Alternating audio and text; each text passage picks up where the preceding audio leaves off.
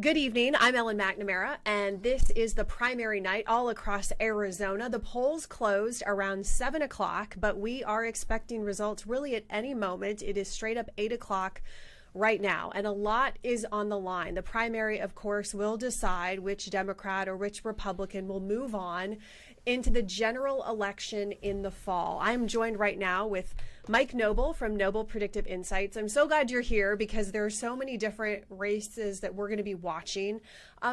One in particular, the U.S. Senate race.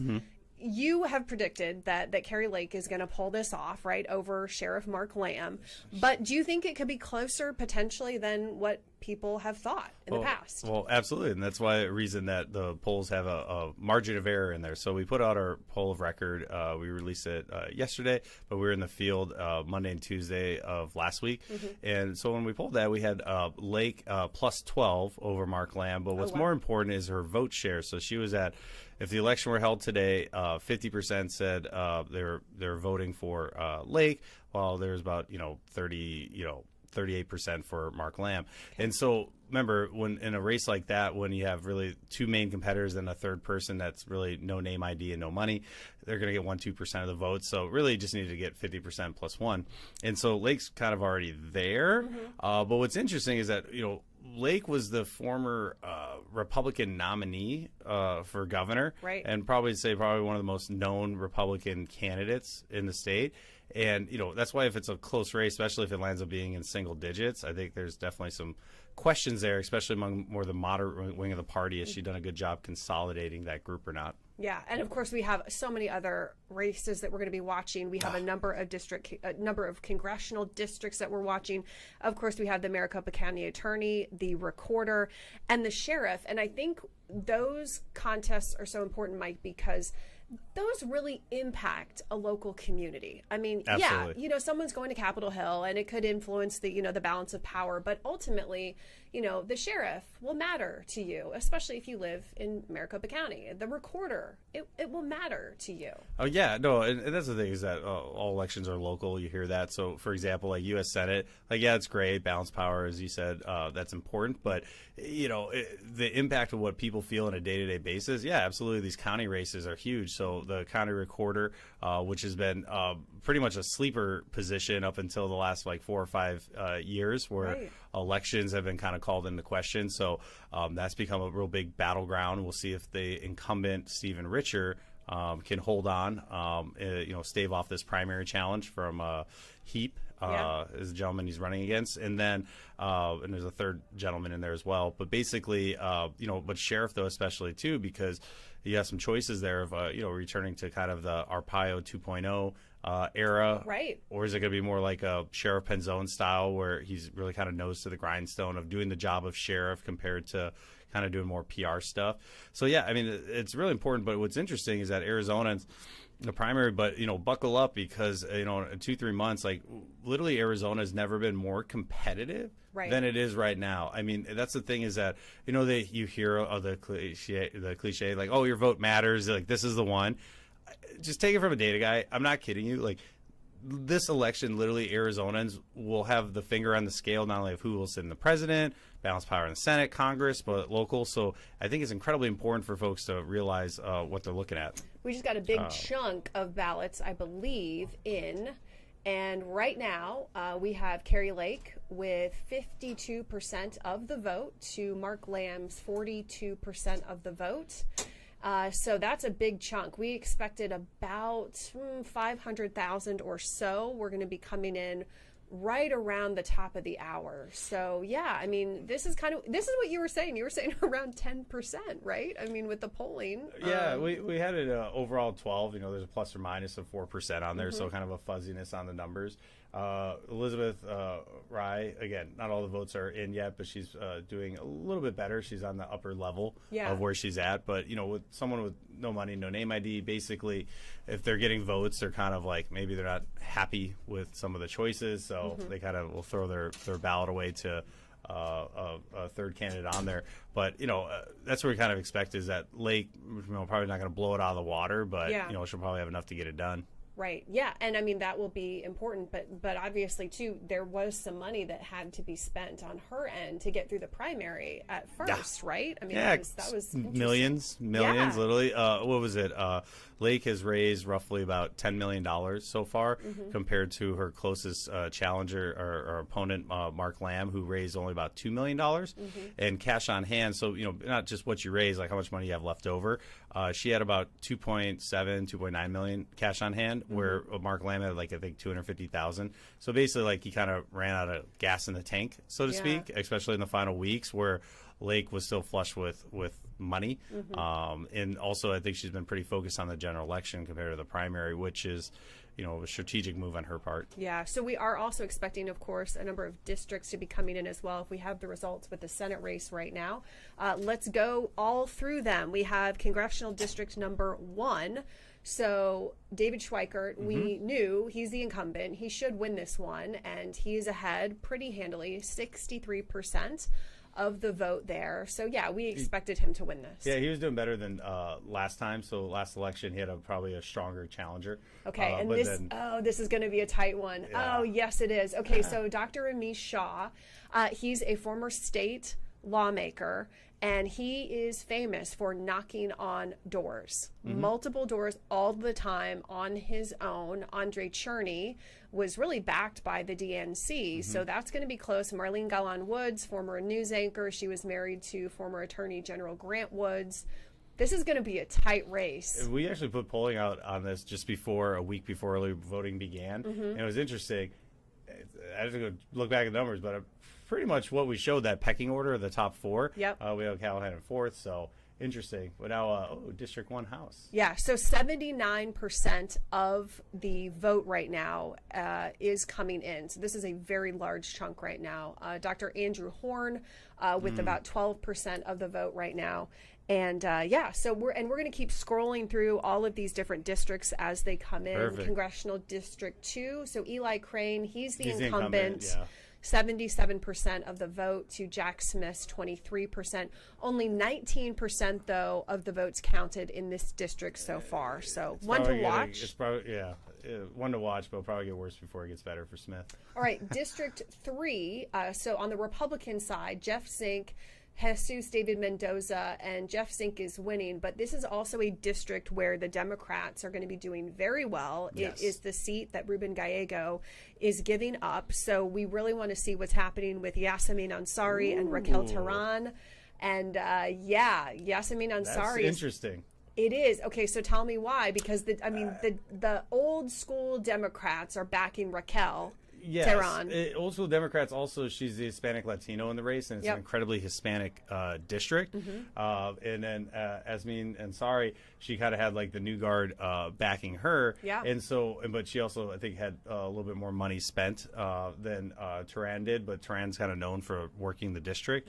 So it was actually interesting. I kind of expected Tehran to be doing a little bit, come out ahead in the initial drop, but we'll see if this race tightens, but this will be one to keep watching. Yeah, no doubt. Okay, so District 4, and this is one that is currently held by Congressman Greg Stanton, the incumbent. So this is for the Republicans here. Kelly Cooper ahead, and he actually ran against Greg Stanton the last time. So he has a little bit more name recognition because he's already run before.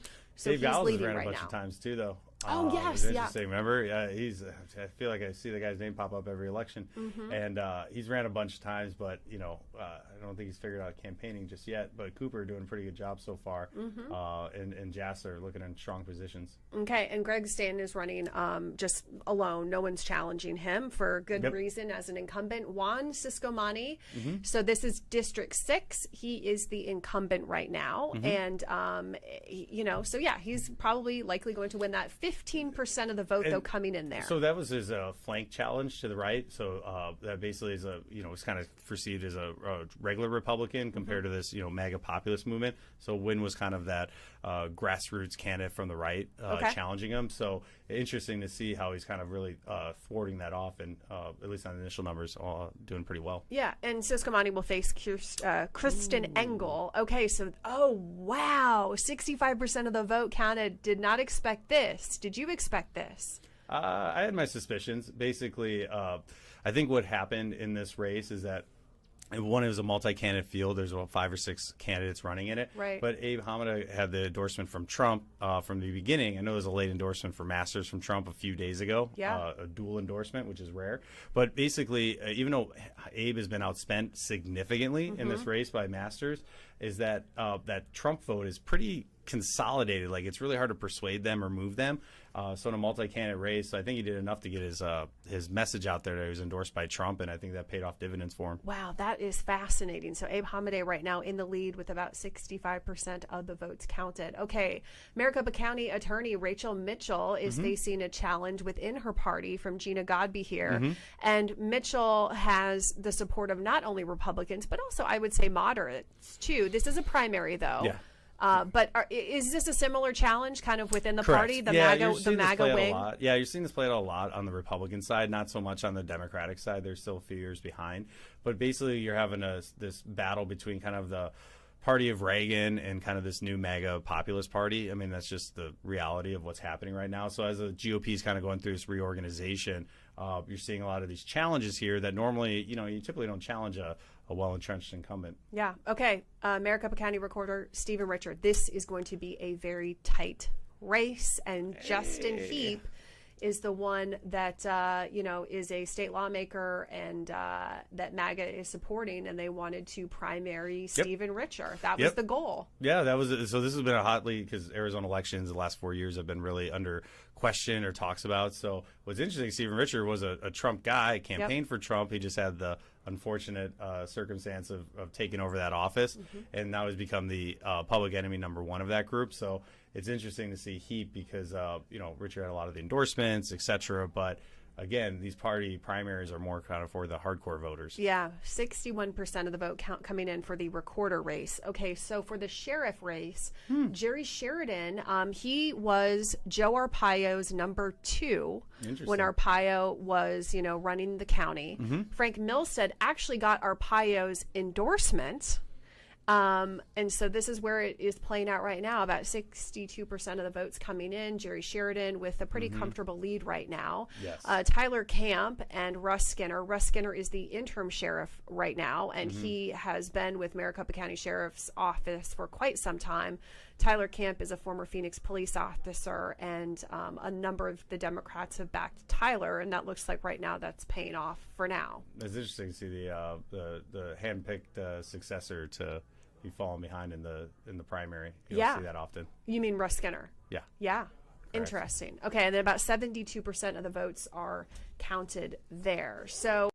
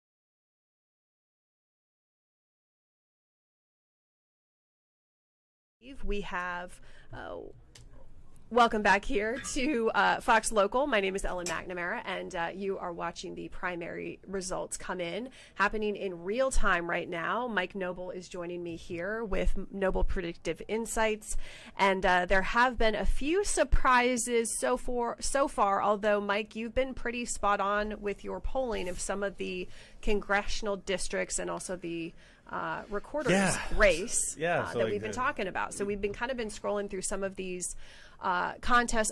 I'm seeing that there is a camera up where Mark Lamb is speaking right now, and I don't know for sure if that race has been called yet. I'm not sure what he's saying to the crowd, but our Lauren Clark is there for that, I believe. I'm not sure. She might be at the Carrie Lake campaign.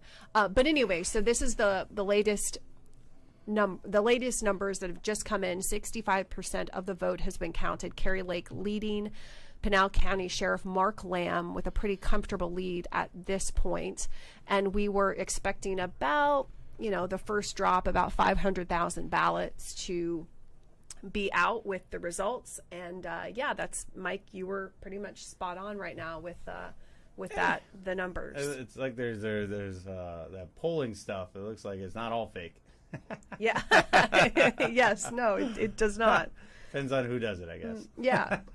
So we're just kind of going back and forth and seeing these contests. Some of the congressional districts are incredibly close. David Schweikert, he's going to be facing whoever prevails in this Democratic primary, and that is going to be a tight one. Yep. So they called Schweikert's race. So so Schweikert has won so far. Amish Shah ahead right now. Yeah, they're not going to be able to call that just yet. No. They're going to have to wait a little bit, but they'll probably get a call by the end of the evening. Yeah. So former state lawmaker Dr. Amish Shah is looking pretty good at this point. Eli Crane, the incumbent, that has been called officially already. The check mark right there on your screen shows that he is going to be moving on, and I believe he's going to be facing off against the former VP of the Navajo Nation, Jonathan Nez. He's going to be taking on Eli Crane. Yeah, it's going to be a tougher district, though, for Democrats to take. After redistricting happened, they made a little bit stronger of a...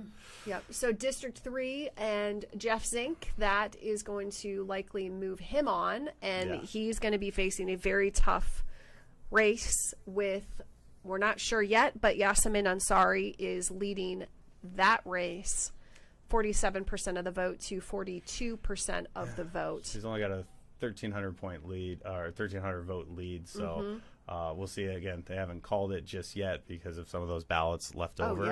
And again, Tehran couldn't end up scrounging up enough votes as these day of ballots get counted. 72% of the votes counted so far, and Kelly Cooper, District 4, so this will be whoever is going to win that one, then they will take on Greg Stanton in the general election in the fall. Cooper's looking in pretty strong position. The question is, can Giles make up a little bit of ground there? Yeah, and Cooper, last in 2022 when he was running, he had quite a bit of money when he was doing the ads. I'm surprised they haven't called this race yet. Yeah, 60% of the vote counted there. Juan Ciscomani is the incumbent, and Southern Arizona is what we're talking about here, and he's going to be taking on Kristen Engel, who Democrats are rallying around her. Tough fight in that general election. It's one of the top 18 targeted districts in the country that'll decide basically the balance of power in Congress. So Schweikert's district and then Juan's is the other top target. Okay, so Abe Hamadeh is in the lead right now with 30% of the vote, and 65% of the vote has been counted so far. Ben Toma, state legislator right now. And, he had the endorsement of Debbie Lesko. Yeah, this was probably like they could make a movie out of this race. I mean, it was just one of these ones. There's a lot of twists and turns, such as Lesko endorsed one, Trump endorsed Hamadeh, and then J.D. Vance, who's now the VP pick, endorsed Masters. And then in the last minute, Trump did a dual endorsement and endorsed Masters. So, I mean, I'm telling you, it's something made for TV. But, Hamadeh looks in a pretty strong position right now. Do you think the dual endorsement was just because Abe in the polls wasn't looking very good?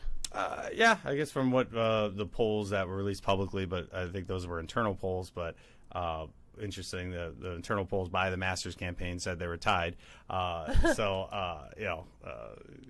where the messenger is. And so anyway, so I think that could have been part of it. Again, I don't know what really happened behind the scenes there, but it seemed kind of odd, a late minute endorsement, but maybe Trump thought he was hedging his bet. Yeah. Because they were both, Abe and Blake were both nominees last election. So, I mean, it was pretty interesting. But yeah, that race, and plus they had Trent Franks in there, who, again, former congressman who had kind of some pretty public issues of why he resigned for office, and then came out of the woodworks and ran, and then Ben Thomas, Speaker of the House. I mean, it was a really action-packed race there because, again, it's a super safe Republican district, so whoever wins this is likely going to be a likely going to win. Yeah, they'll probably have and Trent Franks tried to get a staffer to have a baby. I didn't want to say it, so I'm glad you did. For he and his wife.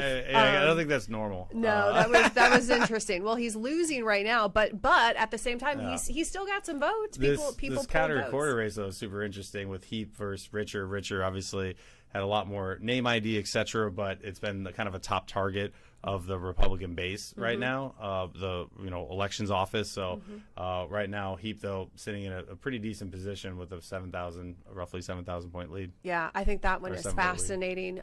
And then the Democrats, they do have a candidate that is a Marine, I believe, and so they'll be running against maybe potentially. Correct. Democrats have making Heap. Which, by the way, is good for the Democrats because Richard would have been a much tougher person to take on in the general election. Yeah. And that's really what we're watching on the Republican side is the type of Republicans coming out, because if it was a Richer, it makes it tough for Democrats. If it's more of a harder right candidate, let's just say the Democrats have a better opportunity of taking seats that they normally wouldn't in a normal environment. So. Yeah. All right. Well, Jerry Sheridan, who was the number 2 with Joe Arpaio. That was a surprise. I'll be honest. That was a bit, again, surprise. There's no really polling or data on that race. Again, there typically isn't, and so we don't really have data on it. But based on vibes, do they want to go? Anything with the Arpaio era was kind of, thrown to the wayside. But now seeing Sheridan come in, I think it's pretty interesting. Maybe we'll see a resurgence of the Arpaio legacy, or maybe he'll cut his own course. Yeah. All right. And on the Democratic side, so Russ Skinner, who is the current sheriff of Maricopa County, the interim. Tyler Camp is a former Phoenix police officer, so he's leading Skinner right now with about 72% of the vote. That's a surprising one. So Rachel Mitchell is leading Gina Godbehere. Rachel Mitchell is the current Maricopa County attorney, and she has 59% of the vote to Godbehere's 41%, and about 61% of the vote has been counted right now. So we're kind of going through all of these different races, and we're still kind of waiting on the call of the Kerry Lake Mark Lamb race. She gained a few points since the last, so they counted a few more votes. And what you kind of expect is that Lake's lead will probably likely expand as we count the day of votes. She only had a smaller point lead among early votes, but on day of votes, she had a much larger number, and so that's kind of the votes that they're probably going to start counting late. So probably start seeing that lead expand a little bit for. We had, a lot of a push to get your ballot in early, mail it in early, and I feel like that worked. Do you think? It did, and it didn't. It did on the Democratic side, but on the Republican side, their vote behavior has shifted a little bit ever since the whole election integrity issue. Don't trust the early voting, drop it into the ballot box, even though early voting gave Republicans dominance in the state for decades. And so it's interesting that vote behavior is starting to shift back a little bit. You notice, though, that there's still a decent tendency to vote towards Election Day on the Republican side by the other. What I'm most curious to see once the dust settles from this is independent voter participation. Did that increase or decrease? I have a feeling it'll probably decrease just because with the two parties, as they're getting so hyper-polarized between each other, it's like two siblings bickering, and you're like, I really don't want to be in the middle of this. Right. And so I'm curious to see that, if we're going to see more disengagement from independents because of that. Yeah, and of course that is. I mean, it does take a little effort if you are an independent to participate in our primary. It takes a little bit of effort, but if you are engaged, then you should have no problem. What your opinion on that? Here's the thing: what I found with voters, right? It sounds tough, but basically, the more you can make it easier for them to vote, the better. By adding just literally one step in the process, because they'll send you a piece of mail saying, "Hey, do you want to vote in the primary? Yes or no?" And then what primary you want. And they'll send you a ballot. It's that easy. However, if it's that easy, then how come in these respective primaries of the total vote, there's only like 10% roughly on average of the amount of independents actually vote in those? So like there's a huge minority of independents actually vote in it that could vote in it. But again, I think a couple of things, the campaigns really aren't talking to them. And I think also the other portion is that the way the party system's kind of set up, but if they switch it to open primaries, which is on the ballot, or they can move to closed primaries, that's going to be on the ballot too. We'll see if that opens it up, if independents become more interested in voting. So, but yeah, the more steps you put in place, just even one little step, right, you reduce participation. So you want to try to make it as convenient and easy as possible to get more participation. So District 8, we're looking at that. Abe Hamadeh right now, 30% of the vote. Now, so for Masters, I mean, he was a guy who's backed by a billionaire, and that happened in 2022 when he took on Mark Kelly, and he didn't win. So, like, if he doesn't win this race, like, what does he do? There's election in 2 years from now, and then another 2 years. And if he has unlimited backing by a billionaire, he can keep running. You just ask Wendy Rogers. She ran for current state senator. She literally campaigned professionally for 10 years. I mean, she ran 5 times for office and didn't win, and then finally won, and now she's been in office for a bit now. And so, or heck, hey, look at Abe Lincoln. If you want to go back even further, right? So, like, you never count them out. I mean, that was a really good opportunity because a safe district like that. If you look at the map for Arizona, if you're a Republican running, that was probably the most, I guess, attractive opportunity because you just had to win the primary. If you win that, you're a congressman for life. In District 8. District 8. Yeah, correct. And so, like, that was a very alluring opportunity for someone, but I don't know. I don't think you've seen the last of Blake Masters, and sometimes you got to learn the ropes a couple times until you get it right, but I wouldn't count him out. Yeah, and Abe Hamadeh, of course, he ran last time for Attorney General, and he lost by 200-some votes. Yeah, barely. To Chris Mays. Now he's looking like he's going to be a member of Congress here. Wow. The way things are shaping up right now in that race. Interesting. Okay, so the recorder race right now, this is one that we are watching pretty closely here. Stephen Richer is losing at this point. He's the incumbent. And Justin Heap, as we've been talking about, there's been an effort by kind of the MAGA wing of the Republican Party to oust Stephen Richer. Correct. And this one, keep an eye on it because it'll be interesting to see if Don Hyatt over there, who had no money, no name ID, he's already got 56,000 votes. I wonder if he can shave into Heap's vote against Richer, where Richer could potentially squeak it out, but that's going to be a race to keep an eye on. Yeah, and this is not going to be decided likely tonight. This race, do you think? Unlikely. It's 61% of the vote in. Right. No, they're not going to call it yet. Yeah, I wouldn't think that they would. Not yet. Yeah. Okay, so at about 8:30, we're going to be taking a break. We're going to have a 2-minute break, and John Hook, I believe, is going to be joining me at 8:30. But we are going to continue to go over the results of right now of the election, the primary election on the Republican side of the U.S. Senate. Carrie Lake is beating Mark Lamb right now. That is to be expected. The poll we put out yesterday, we had Lake at 50, Lamb at 38, and Elizabeth at 3%, and there's a 4% margin of error, and right now looks like it's right in line with that. So you're feeling pretty good then, Mike, with your good. with your with your polling. The primary. So we nailed all of our races so far this cycle. So this will be the last one to put a bow on it. So. Okay, and Yasemin Ansari right now, District 3. This is the seat that was once held by a few votes though are Ruben Gallego in that district. So I know, which is crazy for a safe Democrat district. So whoever wins this will be a congressman like forever. And it's crazy that only there's 30,000 votes total counted of 72% is in. Right. So what? There's going to be maybe 50,000 votes total to decide it. Crazy, and I'd be curious to see how much of the cost of all these campaigns, of the money they spent, divided by how many votes, like how much did it cost per vote? Probably a significant amount of money. Yeah, it is fascinating. And the other thing too is that once once that is potentially decided, then I mean, do you think more people will be engaged, like in a district like that in the fall? Oh, that one? Yeah. No. I mean, they're going to come out for, so the turnout will be higher than a primary, yes, because the presidential ticket is on there. But it's pretty safe. I think it's one of the safest Democratic districts in the country. Okay. So, I mean, it's not really going to be competitive there, but yes, there'll be a higher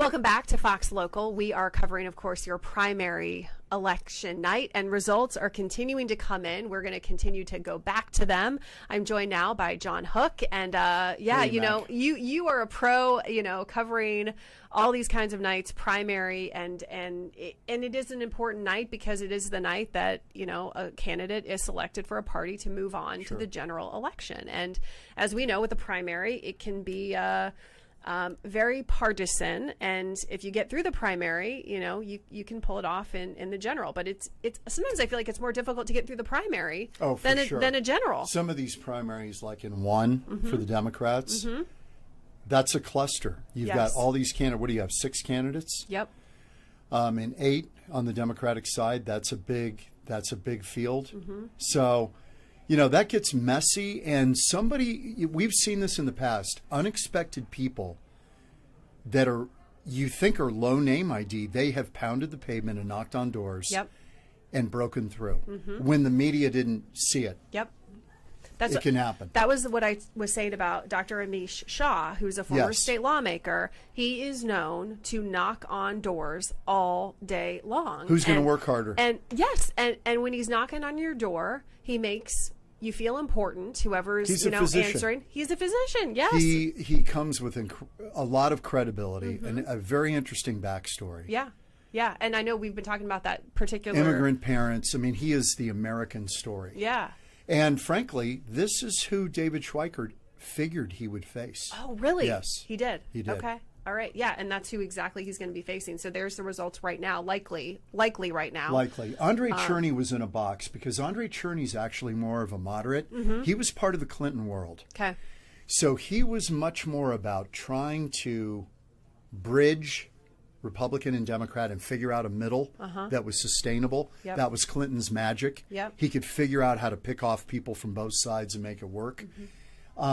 This kind of primary forces everybody to go, and he went far more liberal in this race than I think is even his normal center of gravity. He would disagree with me on that tonight, but I think that's kind of the culture he came out of. He came out of a little kinder, gentler political world. Right, yeah. This is rough and tumble now, and everybody's in their corners. Right, yeah. And this was a packed district. So the winner of that will face off with David Schweikert, who is the incumbent in that district. District 3, we've talked a little bit about this. This surprises me a little bit. It did. It surprised, you know, we were talking with Mike Noble. We went back and forth a little bit. Yasemin had ads right away and a lot of money. And so she was able to get her message out there. She's a former vice mayor of the city of Phoenix. And Raquel Tehran had the backing of kind of the old school Democrats. So, you know, this is 72%. a very progressive district. It is, yeah. And whoever, as we said, is kind of like District 8, whoever wins that primary will likely be a Congress person for however long they want. The thing that's interesting about that race, though, is that's a heavily Hispanic district, and they're going with Yasemin. Ansari. Yeah. Whose story is a little different. Iranian American. Right. Different story. Yeah. But very well liked in that community, and the youngest member of the Phoenix City Council in its history. Kind of a fresh face, essentially. Yes. Yeah. So that race was about who can outflank somebody to the left, who can go as far left. Yeah. And I think Ansari may have captured that. We'll see. District 8, we kind of talked about this. This was just fascinating. On the right? Republican side, yes. Yes. And I kind of thought, actually, that Ben Toma might break through. He's the only, Trent Franks obviously served that district for 7 terms. Yeah. He got reelected many, many times before scandal forced him out. Yeah. But Ben Toma he lives in that district. Masters lives in Tucson. Hamadeh lives in Scottsdale. And I looked this up. There are 55 members of Congress who do not live in the districts they represent. Yeah. Which is an astonishing number. That's a pretty big number out of 435. It is. But of course, in the Constitution, they do not lay it out that you have to live in the district you represent. Yeah.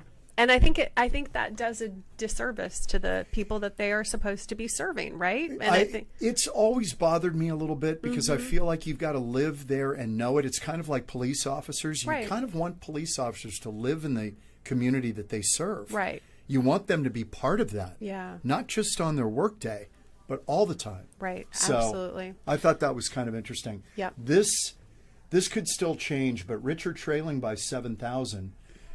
This is a question about, do you believe the elections are on the up and up? Yeah.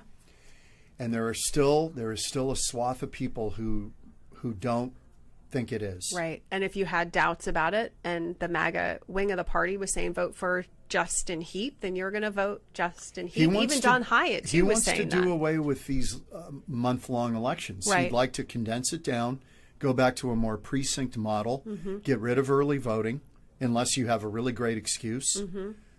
He thinks it's become too loosey-goosey. Yeah. Stephen Richards become the defender of the current system. Right. He has been. Yeah.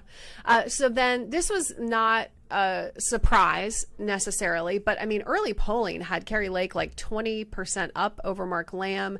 It certainly tightened as the campaigning season continued. And she never really ran a primary. Right. She's been already running against Ruben Gallego, expecting she'd win this in a walk. Yep. And she probably will in the end. But a 50,000 vote margin is not maybe the margin that she might have hoped for. Right. Hard to say. And I think, too, Mark Lamb, this is getting his name out there. And even though he is a sheriff in Pinal County already, I feel like this is not going to be the end of him politically. I feel like he's going to be, running for something else in the future. I think you're right, and this may have been the entree. The interesting thing with Mark Lamb, he has very little negatives. He doesn't have the negatives that Kari Lake is trying to battle right now. She's got to battle a lot of stuff based on the last election. Mark Lamb, his favorabilities are pretty good. Yeah. Even though he's probably not going to beat Kari Lake tonight. Yeah. But he's got some capital that he can use. Yeah. I think and especially if this border issue continues, because that's his big issue. Yeah, and that's the thing. You say you get your name out there. It's all about name recognition a lot of times in politics, and he's building that name right now politically. So we are going to continue to kind of go through these results, but I know you have to get ready for the 9 o'clock show. We have a 9 o'clock. We have a 10 o'clock over on Fox 10. When are we not on? We're on all the time, right? We're always on. You're in your cubicle here. This is your domain now. Our cubicle. It's our cubicle. The lights, though, did you know they? Yes. We can turn them on. It looks like a cabaret. We can do a disco ball in here. Getting it going. Anyway, so we have a lot to cover as far as these results go, and we will continue to cover them at 9 and 10 as more of them come in. And I believe we're going to keep on. Yeah, we have to say now. I just got a note saying we have to say goodbye. John Hook, thank you so much. And Mike Noble, thank you also for coming in as well. You've been watching Fox Local. We will have much more on the primary day across